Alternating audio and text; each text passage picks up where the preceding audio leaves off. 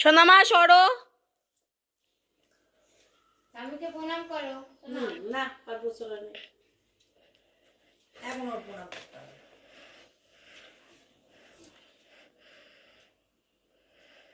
একটু হাসো হাসো, হেসে থাকতে হবে।